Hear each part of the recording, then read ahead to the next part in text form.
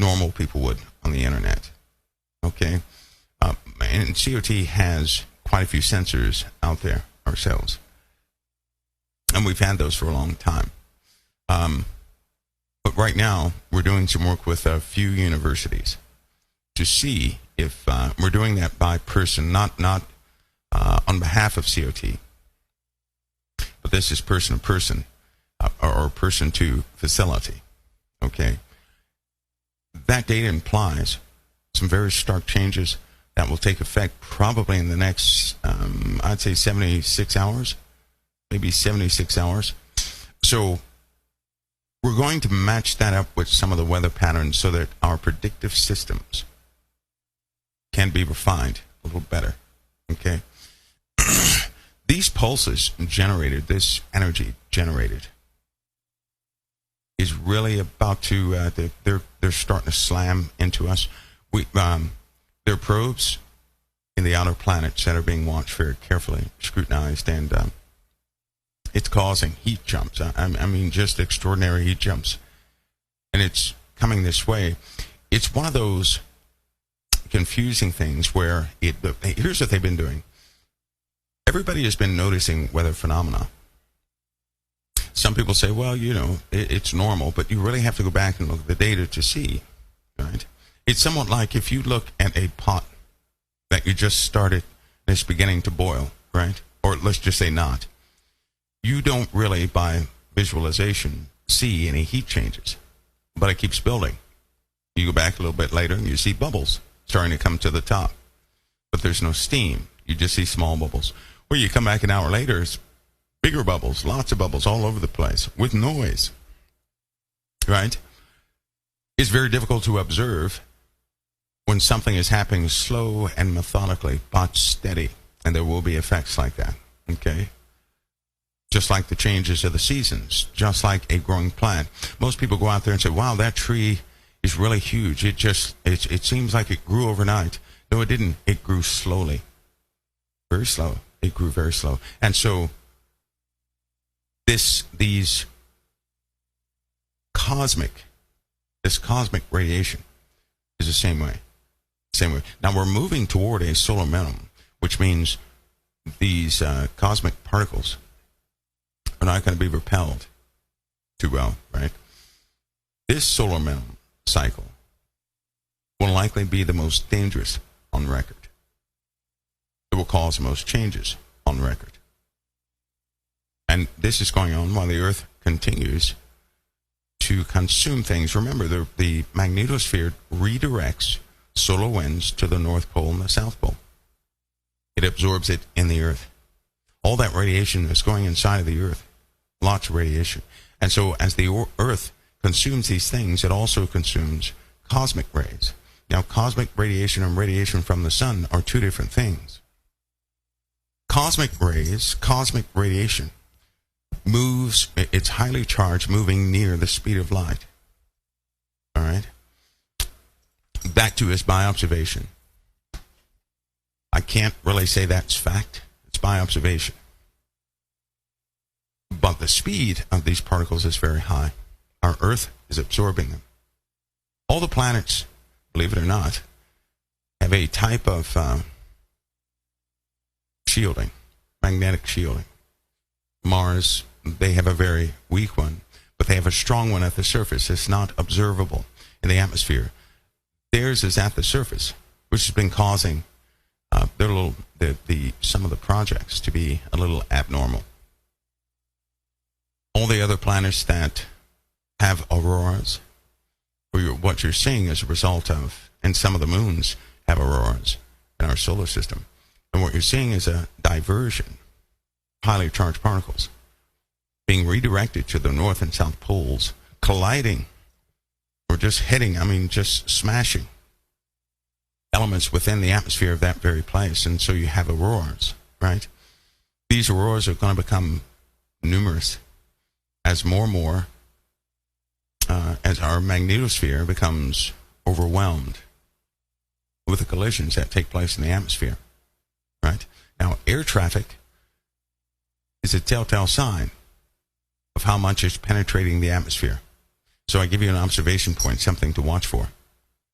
Again, unlike war, right? Unlike war, where you see air traffic restricted to certain places. In a time where the atmosphere is becoming highly charged, and they have to watch this, right? The Solar Observatory works very close with civilian air traffic control and strategic air operations. They work very closely because you have to drop altitude.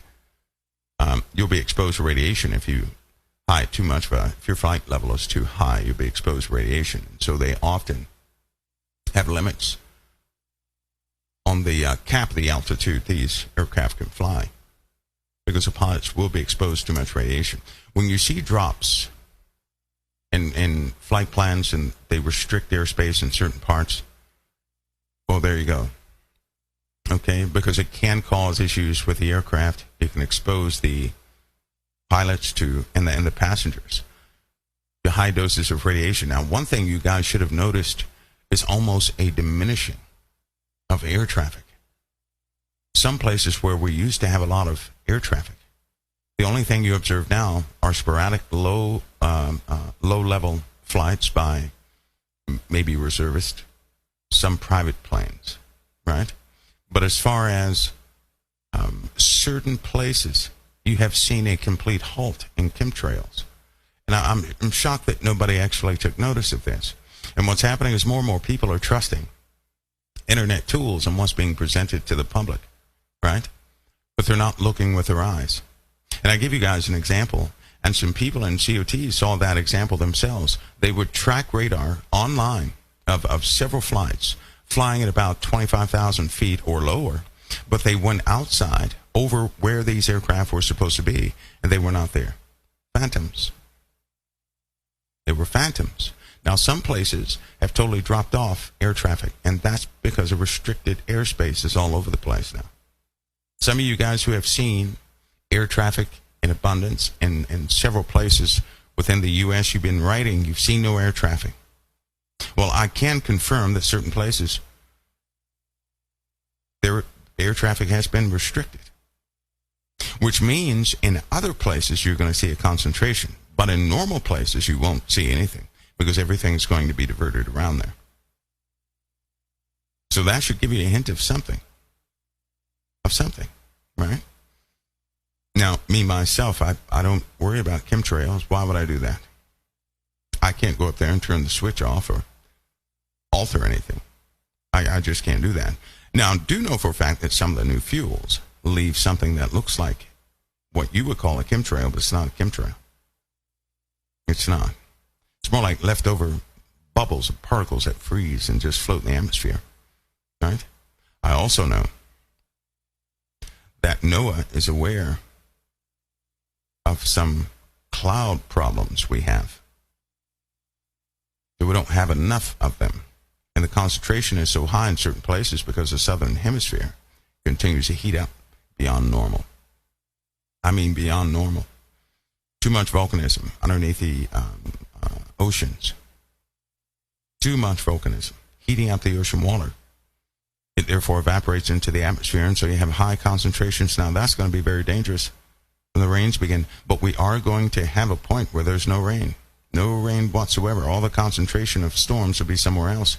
And then it will trigger into a week of absolute brutal storms. So we're going to have sea storms, thunderstorms, that really affect the ocean this time.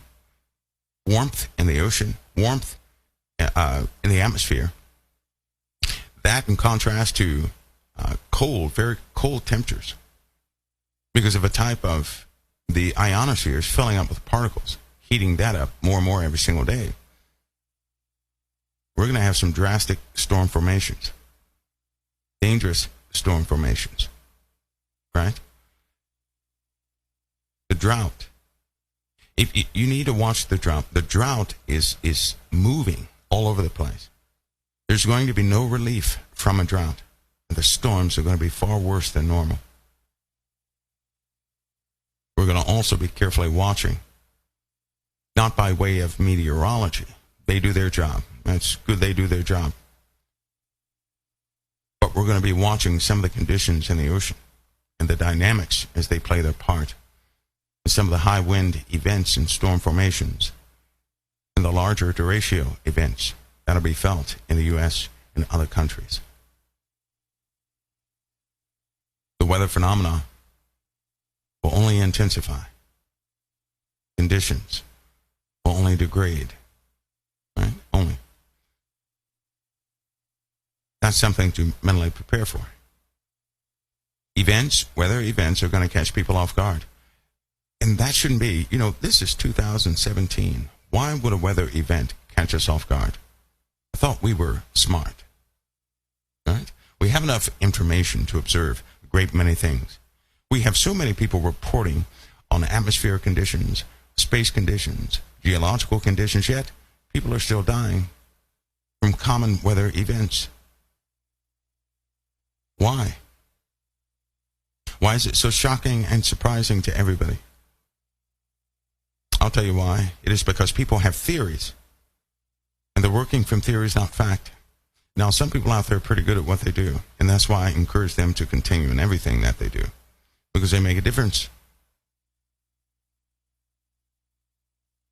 But some folks, they just love a good story. Right? It's going to cause death.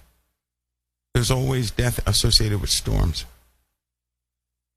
How many of you, where it's warm, are beginning to feel static discharge from your vehicles? Because if you have not, you will. Can you imagine, even where the humidity is high, static discharge from your vehicle? With high humidity? Wouldn't that be something strange? Huh? It'd be strange. But those are the conditions we're getting into. The positive charge of the crust of the earth is only intensifying. That's measurable with the atmosphere. For every, let's just say, let's do it this way. Let's say every 3 meters, which is about 15 feet, for every 3 meters, there's 100-volt potential in the atmosphere. Right? So if you go up 6 meters, there's a 200-volt potential, and so on and so forth.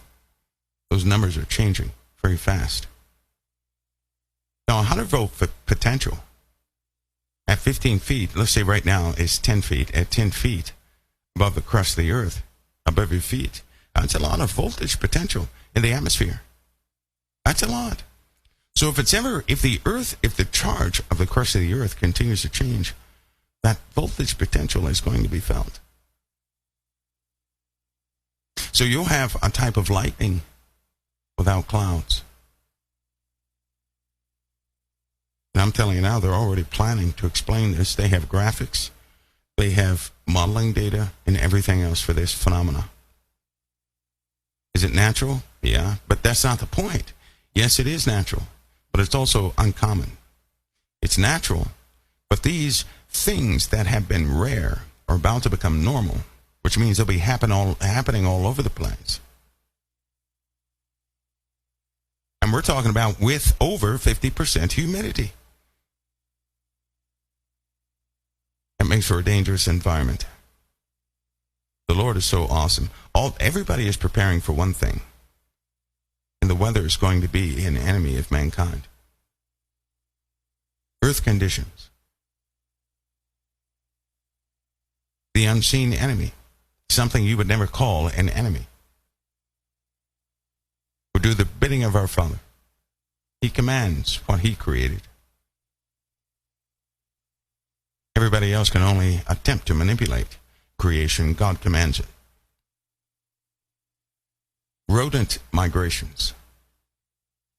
They began 2 years ago. Rodent migrations.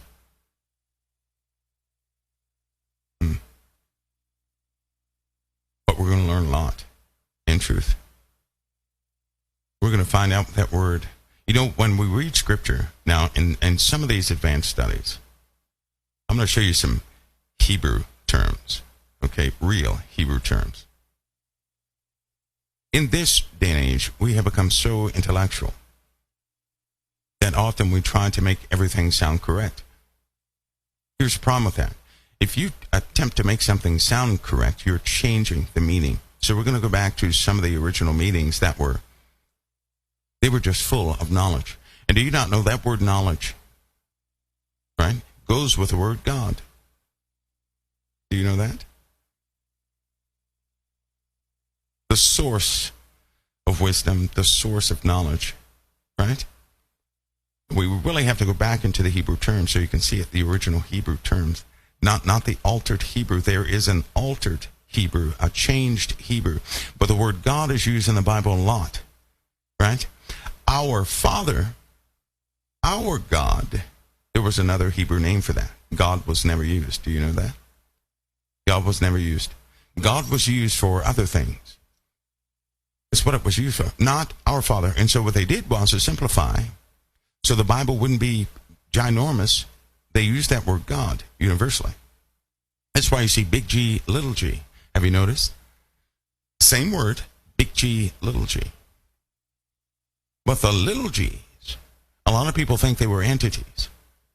Well, like when God says, our Father refers to some of the other gods that were absolutely here on this earth, because he said, don't fear their gods, didn't he? Don't fear their gods. But there are also some strange parallels where he said something else.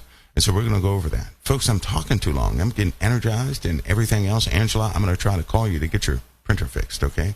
We're going to swap to Pastor Paul. We'll continue this discussion tonight. I will probably be on about a half hour early, because I know I'm going to be pulled away this evening. I know I am. Okay, so we're going to try and get everything out of the way. Remember, heavy-duty work going on with the site, even right now as we speak, so don't be alarmed when you can't get in there. All right? Don't be alarmed. But you can always investigate. Be nosy about the site. Comment about the site. All right? Comment. Be nosy. Get nosy like I am, so you can know about it. All right? Nosy. You want to pass Paul? And I don't hear, do you guys hear Pastor Paul? Anybody? Hear Pastor Paul? Where are you, Pastor Paul? I'm afraid I don't. Oh, well, no wonder. He's probably in there, but hold on, guys. Yeah, they're working on that feed. They're going to lose me too. I'm going to be knocked off, so I might as well go now. But I will be hanging out in the chat room for a little bit, back and forth. I'm going to get a little work done here. Hey, you guys be blessed.